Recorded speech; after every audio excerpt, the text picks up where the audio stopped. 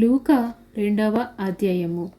దావీదు వంశములోను గోత్రములోను పుట్టినవాడు గనుక తనకు భారీగా ప్రదానము చేయబడి గర్భవతి యుండిన మరియత కూడా ఆ సంఖ్యలో వ్రాయబట్టుకు గలిలయలోను నజరేతు నుండి యూదయలోను బెత్లెహేం అనబడిన దావీదు ఊరికి వెళ్ళెను.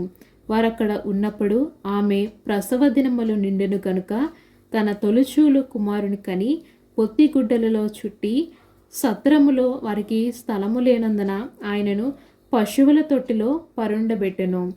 ఆ దేశములో కొందరు గొర్రెల కాపరులు పొలములో ఉండి రాత్రివేళ తమ మందను కాచుకొనుచుండగా ప్రభువు దూత వారి యొద్దకు వచ్చి నిలిచెను. ప్రభువు మహిమ వారి తట్టు ప్రకాశించినందున వారు మిక్కిలి భయపడి, అయితే ఆ దూత భయపడకుడి, ఇదిగో ప్రజలందరికీ కలుగుబోవా మహా సంతోషకరమైన సువర్తమానము నేను మీకు తెలియజేయుచున్నాను. దావీదు పట్టణమందు నేడు రక్షకుడు మీ కొరకు పుట్టియున్నాడు. ఈయన ప్రభువైన క్రీస్తు. ఆమెన్.